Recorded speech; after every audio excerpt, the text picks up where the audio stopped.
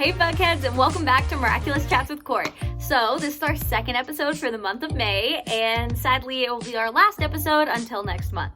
So, make sure to come back in June when we release our 5th episode, which is crazy. A quick heads up before you start watching, one of our creators was involved with a little bit of controversy recently, and I just wanted to disclose that I do not agree with those opinions or what she did, but I am not going to pull her from the podcast because she is a friend and I still loved having her on here. Thanks anyway for coming back and checking in. This episode we were talking about the first 3 episodes of season 4, which are great. Just a heads up as well, I say this in the podcast too, this is not a spoiler-free podcast. So if you have not seen season 4, the first 3 episodes, which is Truth, Lies, and Gang of Secrets, make sure to go watch those episodes before you watch this podcast. I don't want to ruin it for anybody. I know I would hate it if it happened to me. So, thanks again for coming back and tuning in, and without further ado, here it is. Bye! All right, well, hi guys. Welcome back to Miraculous Chats with Court. Today, I am here with Taylor and Hope, who are both awesome creators on TikTok. I'm sure you have heard of them because their videos are hilarious and they are just amazing people. So, say hi to the crowd, guys. Hey. Today, with all the madness going on in the Miraculous world right now, and the tons of media we are getting right now, with season 4 coming out, Shanghai special dropping, everything in between, we kind of touched on it last episode with Lima and Pooja talking about our theories and stuff for Shanghai, which were completely wrong, but that is completely fine. That's why they're called theories, right? So let's just get started. What was your guys' opinion on Truth, Lies, and Gang of Secrets? Let's start with Truth. I had no idea what they were saying when I watched it without the English subtitles. Like when Marinette and Luca were talking in the movie theater, I had no idea what they were saying. I did not know that they were like, that to find out that they were just talking about Jagged Stone like quotes. That was not what I thought they were talking about. So English subtitles do help. Those 3 episodes, it's just like, they don't even feel like real episodes. Like, it genuinely feels like I'm reading like a fan fiction or like watching a fan fiction. Like, they don't feel real, but like they're so good. Like, really do hold as much impact and weight as Top Blanc, which is what they said. yeah. And I'm like excited Mhm. that they were right. Yeah, they really do. Just a heads up before we go any further. This is not a spoiler-free podcast, so if you have not watched Truth, Lies, or Gang of Secrets, please make sure to click off. We don't want to ruin anything for you. So if you are listening to this episode right now, definitely come back once you see the episodes. They are available with English subtitles on YouTube and Instagram on multiple accounts. So you should go watch those. But going back to Truth, Lies, and Gang of Secrets, Truth and Lies, I thought was just beautifully executed. I love the fact that they're like such like good parallels of the same, like, I think it's like a day over the course of a day. Yeah. I'm like, this is crazy. The fact that you have 2 akumatized villains, you have 2 breakups all in the same day is just wild. I just love that it's like the stories are intertwined too. Like if you go, like I was watching them both in order again today, and you can see like Adrian and Luca walking in the background, or like in the, I guess for example, in like, you know, in Truth, you can see the Senta monster like with shining the light like on the boat. You know, that's what's happening. But then in Lies, you can see him diving into the alleyway and you can see the light from the ship in the background. And I'm like, that attention to detail, stunning. Love it. Like, I remember when I first watched Truth, like I had a theory because I like every time I saw like Adrian run away, I'm like, what if like it's like a parallel? But I was like, that doesn't make sense because how would 2 people get akumatized in the same episode? I was like, that doesn't make sense, like at the same time. But then I was like, oh, one's at night. Like What's at night? It makes perfect sense. There's like a 2-hour recharge period for Hawkmoth. We're good. It's fine. Yeah. Well, because technically, I guess it's really just for Nuru, because since he's an adult, does he have the like adult powers? Whereas, because he can use it like multiple times. Yeah. They don't really touch on that. Because I know that some, like most of the, you know, kids superheroes, they can only use it once and then that's it. Then they got 5 minutes. But like Hawkmoth has it and he can have the Akuma running for as long as he wants. Like, there is no time limit. So that might be a reason why there can be 2 in a day. Yeah.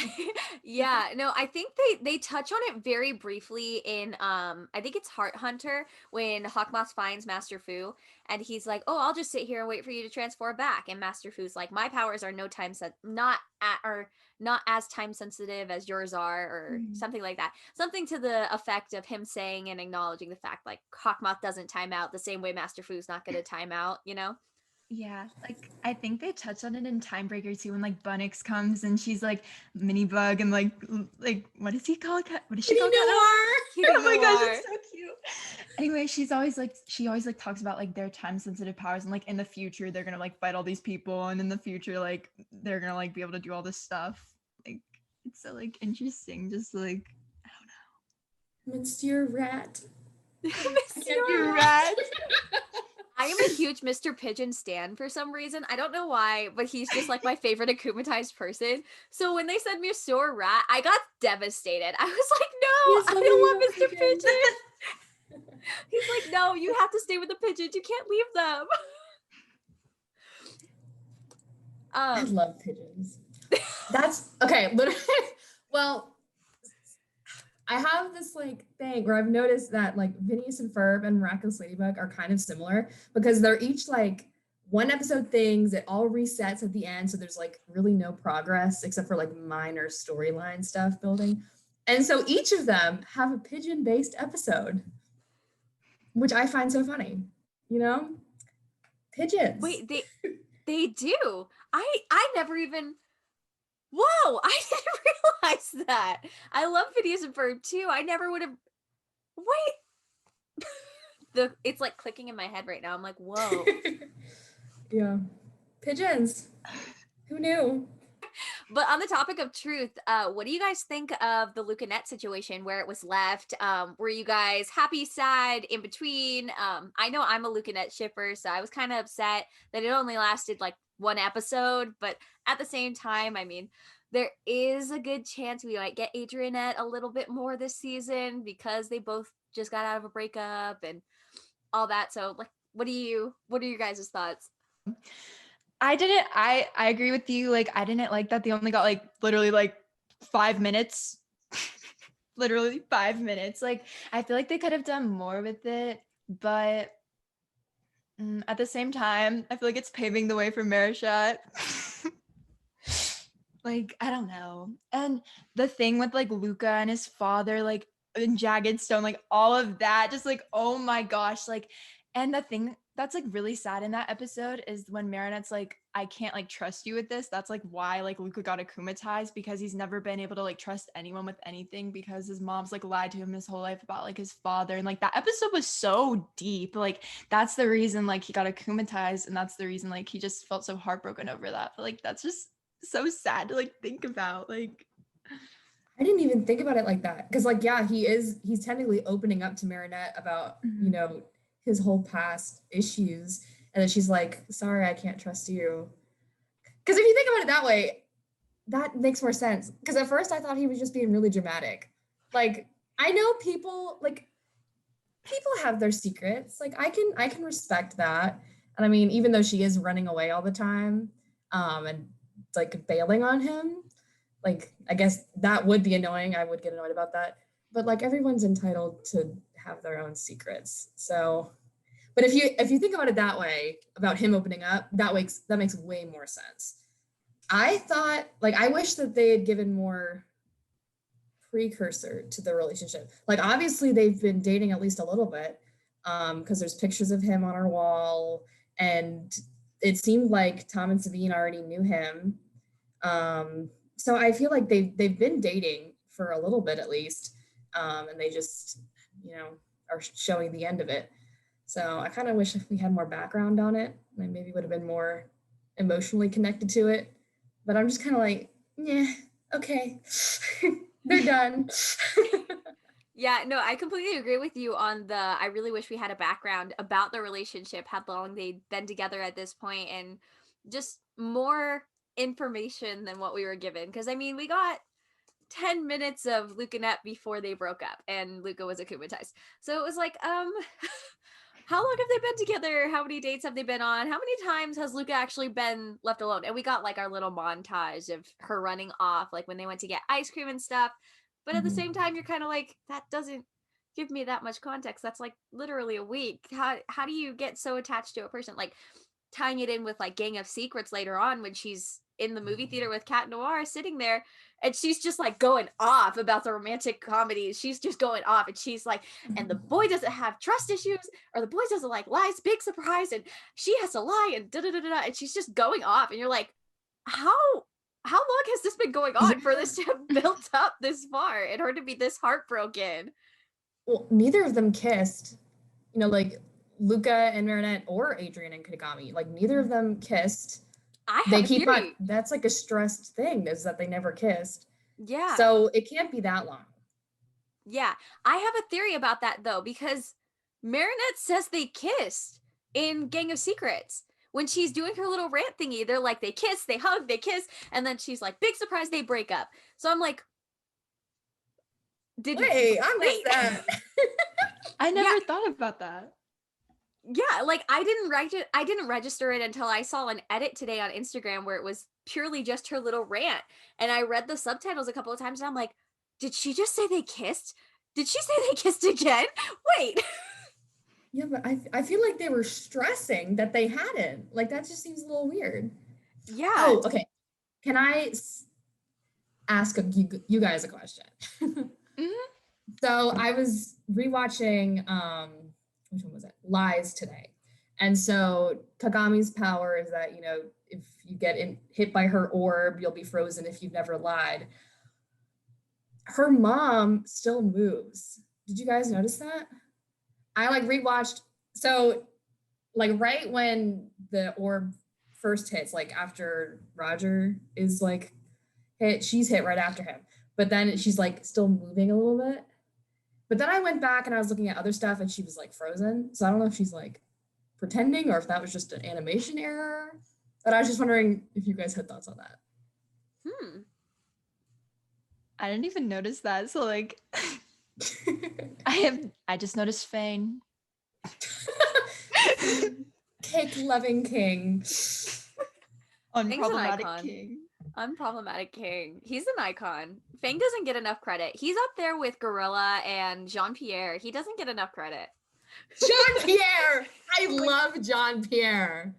Yes. Well, moving into lies with that, what are your guys' thoughts about Adragami? Adragami's a little bit more of a sensitive topic, I know, in the fandom. I love him. So, I mean, I don't know where your guys' stances are on the situation or the ship, so. I'll go. Okay. So like honestly, I like Adragami, but I just can't see it as a romantic relationship. Like I feel like they're more of platonic soulmates than like romantic soulmates because they connect on like a deep level, like relating with all the like things about family and like overprotective like parents and like being locked away and like all this stuff about like their families and like their image and the like public. Like they relate to all that and just like I feel like Kagami really does love Adrian, but she doesn't see him for who he truly is. Like, if we go to the scene where Adrian's like posing for Kagami when she's drawing, and then he poses as Cat Noir, and she says like, "No, that's not you. That's not perfect." And she like called him a clown. Like that part like broke me. I felt so bad. I was like, that's just who he really is. And like, I know she doesn't like know that because she doesn't like. I don't know. It's just like. I just don't see them as like a romantic couple, but I don't hate it. I don't know. I agree with you, and I think it's definitely platonic soulmates because they do have a lot to relate to. But as a like actual ship, I think it's very toxic. As in like Kagami not loving Adrian for his true self, and then Adrian not being faithful. Like he's cheating on her with Ladybug. And like nobody wants to bring that up. Like I think that's the really like what the fandom's so mad about is that like she's in the right to be mad at him and walk away and be like, no, I'm not going to, you know, I'll see you when I want to see you. Like he has every right to do that because he's flirting with Ladybug. He's ditching her to go, you know, save Paris, but he's also ditching her to go, you know, hang out with her too. So yeah, I think they just moved on and he moved on and used her just to try to get over Ladybug. Mhm. So I think it's very toxic. So I am kind of glad that it's over because really that's not good for anybody. No. Well, since you bring it up, Adrian being a womanizer in my head, I completely agree with you. A big thing too, like the anti-argument against him cheating is that this is what he always did was flirt with Ladybug. But the thing is like there's a difference between casually flirting with Ladybug like he normally did. Like when he starts to catch feelings and become not platonic anymore in his feelings towards Kagami, he starts to pull back with Ladybug. He starts to stop calling her Bugaboo and he starts to not flirt as much, you know? He starts to change targets, if you will. And in the show, when in Lies, when he's leaving Kagami to go patrol, like he's not meeting Ladybug. It's not like Ladybug's calling him. It's not like there's an Akuma. He's leaving her to go sit on a roof and wait for Ladybug. Like there's a difference in that, you know? There's a difference in going and saving Paris and when there's an Akuma alert or when you're getting an alert from Ladybug or Plag is telling you like, hey, your phone's ringing. And there's a difference of just ditching Kagami to go sit on a roof and wait for Ladybug. You know what I mean? I don't know if I don't think he ditched Kagami because I think that was right after his like long TV show thing. Mm. So I don't know if that was ditching for that, but I do get what you mean. Okay, maybe. Yeah, I was thinking that it happened more than once, so that's what I was aiming for. But you know what? You're probably right because it did only happen once in the show now that I'm thinking about it. So you're probably right. I mean, he totally could have done it before, though. It makes sense. Yeah. Can we just like talk about like season 4 Lady Noir? Like, There's so much. There is so much Lady Noir content. I'm like, hold on, like using that, I'm gonna lead into Gang of Secrets.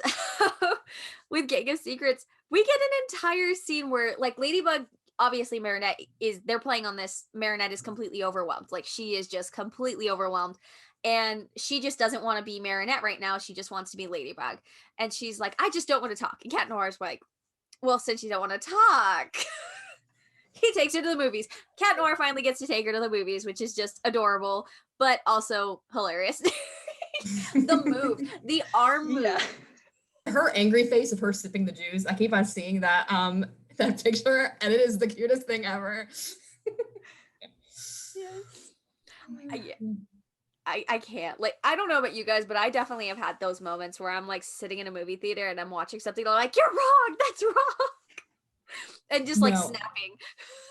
Like, oh, I saw this like chick flick for my friend's birthday. And so the guy, instead of texting her on the phone, crawls up to her window and like breathes on the glass and then draws a little heart. And I'm like, who does that? I'm like, you could just text, but nah, that's not dramatic enough. No, I need a Troy and Gabriella moment where I'm climbing up the tree next to your window and breathing like a creeper to draw on your window that I love you. Because that makes perfect sense. Not creepy at all. That literally though is Marinette stalker vibes. Because she is such a stalker. And it's not getting any better. Like you thought there'd be some character development in the 3 seasons that are out so far, but there's not. Yeah, like I'm the biggest Marinette stan in the world, but like I do admit, like, yes, she is. She's a stalker. I know everything about Adrian, his shoe size, where he's gonna be, and she's got like a spreadsheet. Like, I feel like Marinette's like attraction towards Adrian, like it is romantic, but it is also kind of like what you said, because like I feel like she sees Adrian as like perfection, and that's what she's always been trying to chase, is like being Ladybug. So that's why she's like so attracted to him. And at first she like hated Adrian, and like the only reason she fell for Adrian was when he like was so kind to her and like gave her his umbrella. And so like I don't know, I just feel like, yeah. And then with like Cat Noir loving Ladybug, like Adrian doesn't really know what love is. Like, and he doesn't really know what like friendship is because he's been like locked away for like such a long time, and he's never really like been able to like experience like making friends. He's only had like Chloe, and that's why he always calls Marinette like just a friend, because like he Can't do doesn't really understand friendship. Yeah, he like doesn't know that yet. Like, I don't know. Yeah, that's why this show is so crazy. Mm-hmm. Which is probably why mostly teenagers watch it. Exactly. Watch it.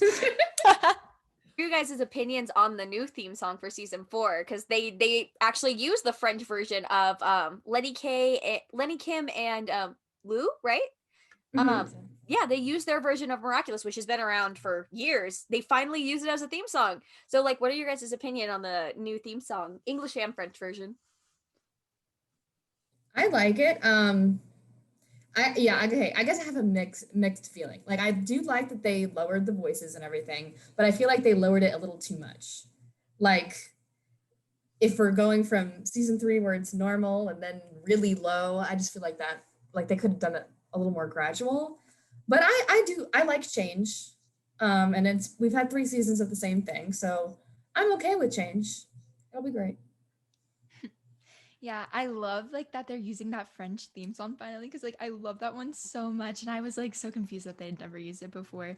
But yeah, I kind of agree with Hope. Like I feel like I like that they're showing that they're like maturing and stuff, and I like that they're like really like getting deep in this season, and like I don't know, but like I'm okay with it. And like also they like deepen their voices kind of in the New York special too, so like it kind of is kind of leading up to it a little bit. But I just, every time I hear Christina's like deeper voice, I think how this is going to be so sad hearing Marinette cry in this voice. Like I can't, like, oh my god.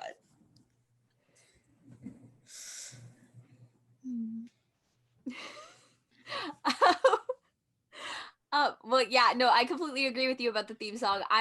I'm very on the fence because I love a classic, I love a bop, and that's like one of my big things too when I watch Miraculous, especially on live stream and stuff. I'm like, I do not skip theme songs if they're bops, and this is a bop, we don't skip. And I'm still kind of like about it. Like I know the beginning, it's a little weird for me in the beginning, the like I sing it every time, but it's also like, what's the point of this, and why is it kind of off pitch here? I like it. I think it's one of those things that's like a good new thing. Mm-hmm. Like, I don't know. If they used it in the show, it could be like a new musical motif. If that I'm a music major, so this is totally me with my little music knowledge, but motifs basically are like when characters have their own like theme. So kind of like, I don't know, like the Imperial March in Star Wars, you know that whenever that's played, it's going to be Darth Vader.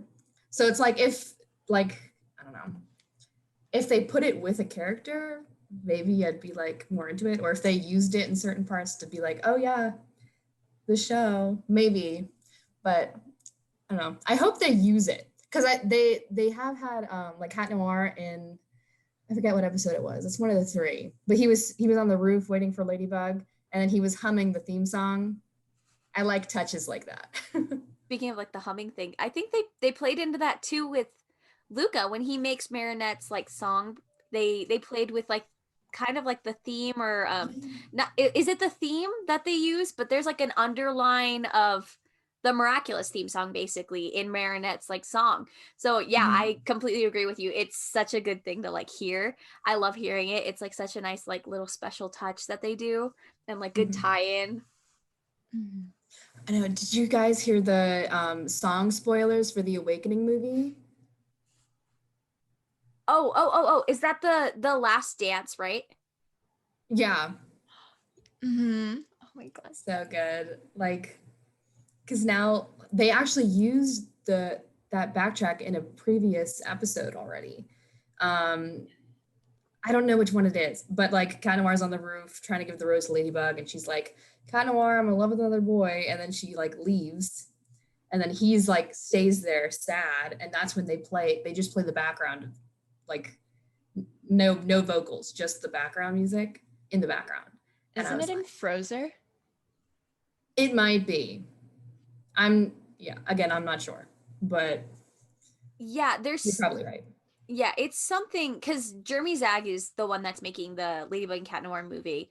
And he's kind of like more in charge of it than Thomas is. So I think that, yeah, you're exactly right. I think he pulled something that he made or like had somebody compose for Ladybug and Cat Noir's kind of like theme song.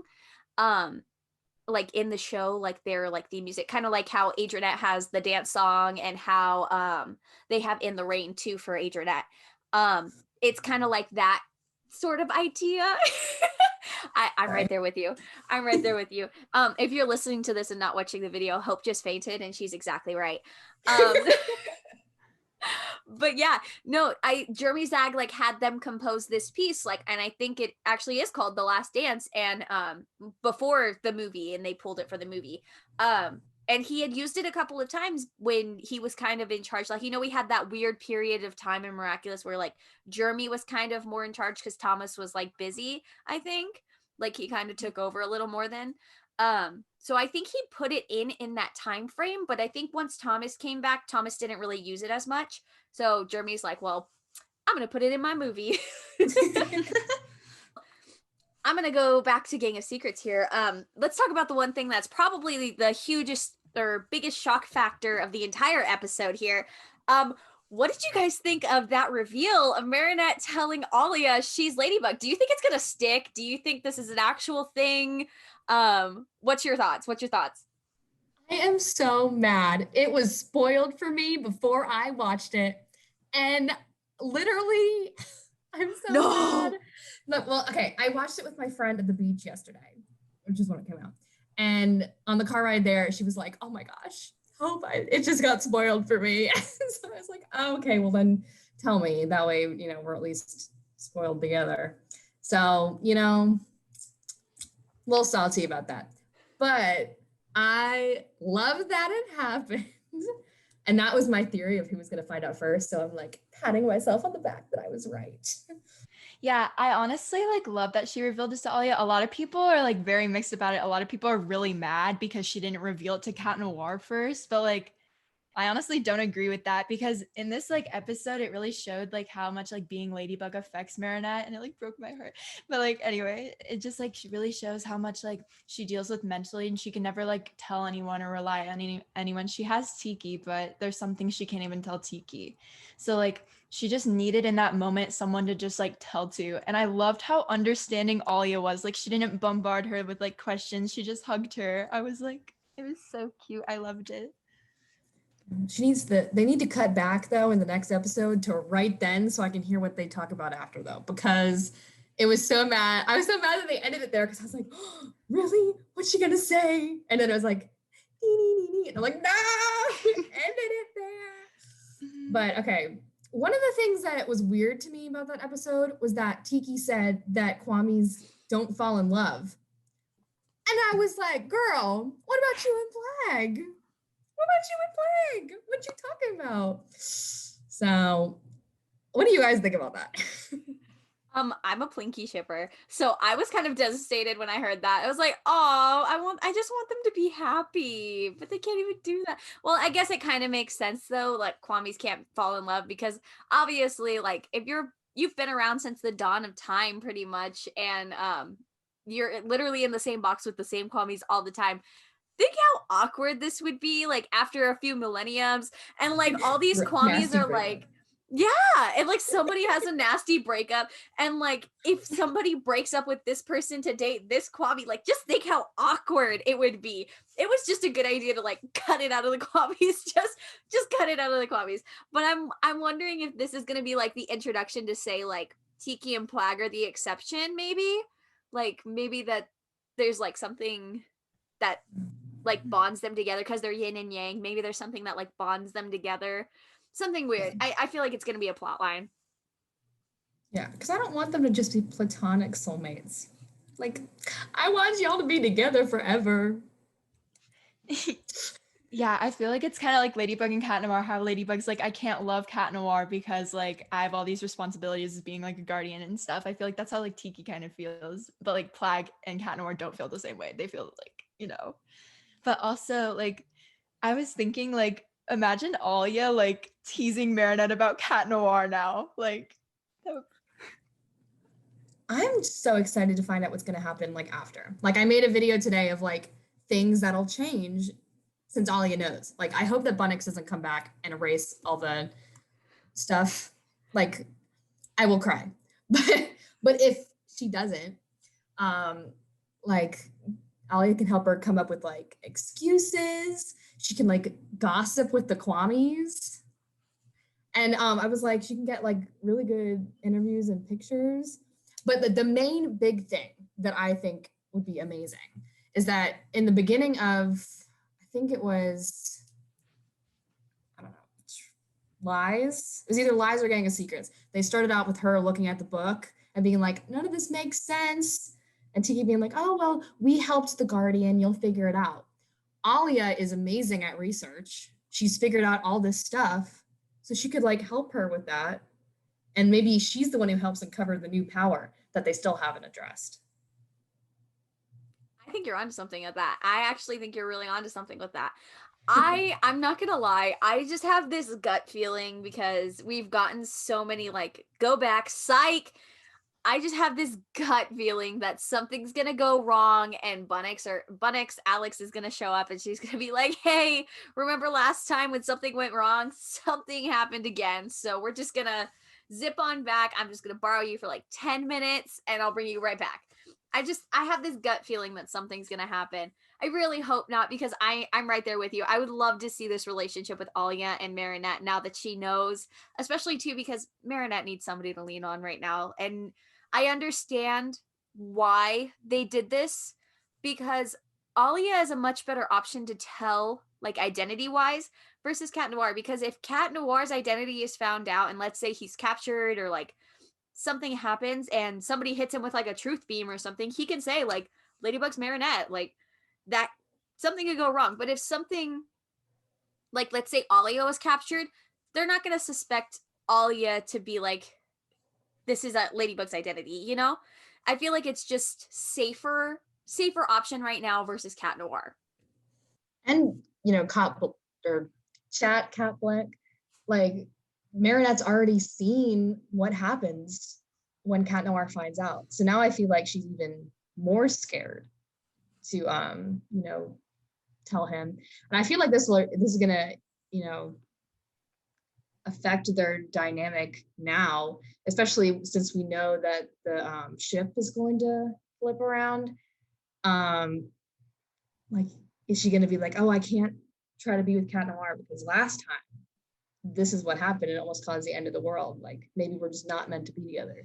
Yeah, and a lot of people are like, well, now that Alia knows, like, if she gets akumatized again, like, oh my gosh, she can tell Hawkmoth. But she literally broke free of his, like, akumatization, so she can literally probably do that again. And also, Alia, like, literally has all the power of the love square right now. If she figures out that Adrian has a crush on Ladybug, she can literally make Adrian happen. Like, she has all the power right now.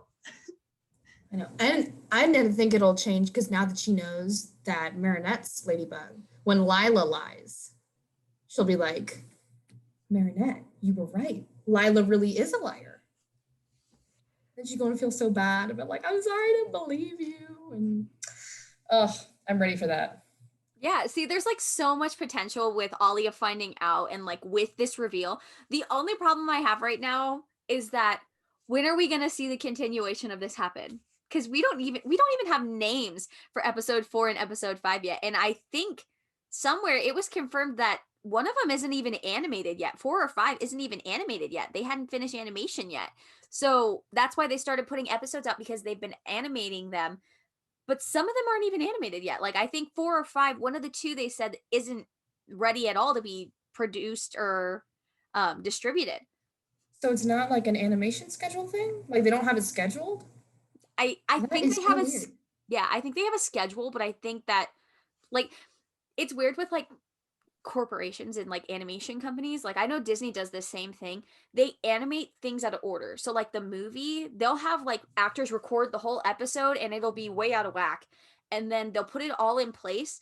And then when they go back and animate things, they'll animate like episode 23, then come back to episode 15 and then come back to 25, or like they do it really out of order because they'll do it like based on location kind of in the episodes. So if there's an episode that's kind of similar locations, they'll animate that episode and then change the characters in that setting so that it can be used again for like the next episode, you know? Yeah, that's a good point. And that kind of brings up, I was talking with my friend about Gang of Secrets and how they all looked the same, akumatized. Because we were like, why couldn't they just, change their outfits? They've done it before. Chloe's been akumatized a bunch of times, and every time, her outfits changed. But I think that might be why, just animation studios and then going back and forth between stuff, it just makes it easier. Yeah, and Miraculous, like with like posting the episodes, they've always like done it out of order. Like this happens like every time. Like I remember for season 3, like they posted the finale like before other episodes. Why? And is that why Netflix is out of order? Was that like the release schedule and that's why Netflix is out of order? I honestly don't know why Netflix is out of order. Yeah. If you shout out to Ladybug Watch Order on TikTok, if you don't follow him, you should definitely go follow him because he's advocating for this to be fixed. But yeah, I talked to him about this, and he had mentioned that the release schedule is different in every single country. So like every country has its own release order of the series and of like the episodes in each season. So he said that he went through each country, and I think he said, I can't remember which specific country right now he said was the closest, but none of them have it right. Like it's completely different everywhere. And Netflix, I think he said even Netflix in different countries has a different order for it. So it's very weird. Yeah. Do you think they're just like they're not worried about it because like it's a kid's show, no one's gonna notice? Maybe. He was like, I'll make my whole account based on this. Thank you. Yeah, it's so weird, and especially too because Netflix is their order's wild, especially when it comes to season 3. It gets really weird because like Party Crasher is like 4 episodes before you even see Max and Luca get their Miraculouses, and then they just show up and they have their Miraculouses, and it's like, what? Yeah, and then the Max's episode, the Gamer 2.0, is they put it before Were Dad. So, Were Dad's in the game, but we haven't even seen that villain yet. So it's out of whack for sure.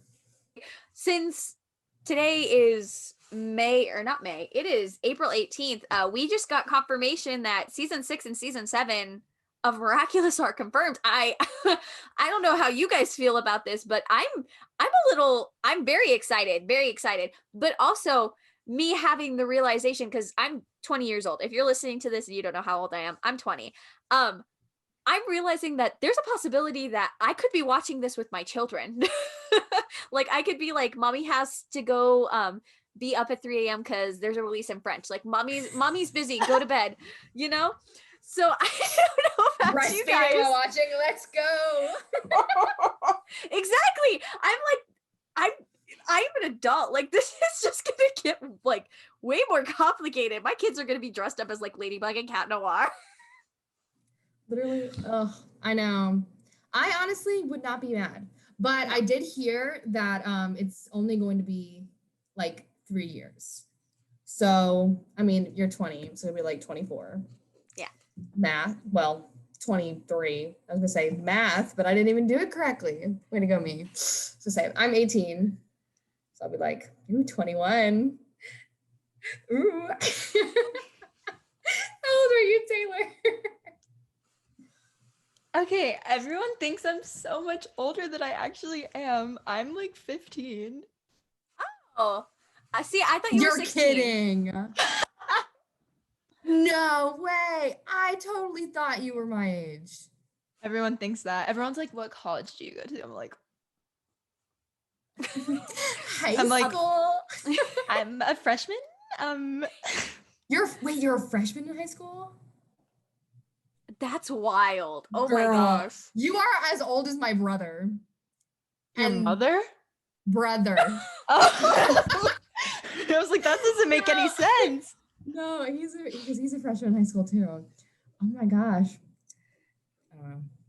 See, You're it's way funny nicer that than my brother. Wow, Everyone's allowed to coming know for it's your not all brother. 15-year-olds. Yeah, everyone says I like do not act my age, and I like seem very mature. I'm like, thanks. You do for sure. Yeah. Courtney and I being like, oh yeah, adults watching the show. To be fair, I honest- mean, I joined the fandom at 16, so it's been a Yeah, while. it wasn't weird when we started. Well, I mean, it was like a No. little weird, but like Yeah. definitely Mm. not as weird as it was now. Yeah, not now. It's a little strange now. That does kind of bring up the thing though, that now it's considered like did you see the 15 and under or like PG-15 or something? Because that's apparently in Australia, instead of having it be like PG-14, it's PG-15. Did you guys see that? Someone had tagged me in a video of it, and then I had made a video, and I think Ezra answered it. But yeah. Huh. PG-15. I had no idea. Well, I know it's still TBY7 here, right? In the US, Yeah. I think it's still Youth 7. But I know it's really weird, like ratings and stuff in different countries, because they hold things to like a different rating. Like something that's PG-13 here could be R-rated in like Korea, you know? Thank you guys for coming in and hanging out and talking. Go ahead and let them know where they can find you. Taylor, go ahead and start us off.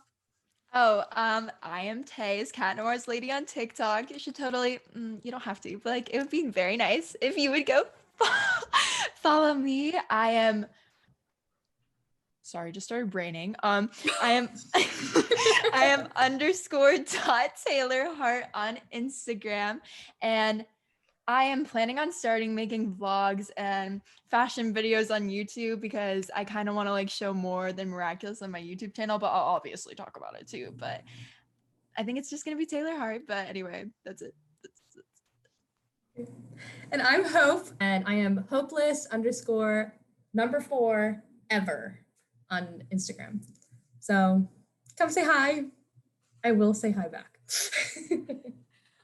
And as always, I'm at being_court05 across the board on everything. Make sure to subscribe to this YouTube channel or wherever you are listening, because we are now available on Apple Podcasts, Spotify, and Google Podcasts. So make sure to subscribe to the channel, give it a review, give it some stars. That would be great, because when you do that, it promotes the podcast and more Miraculous/besties can get a hold of it and listen to it and join in on the fun.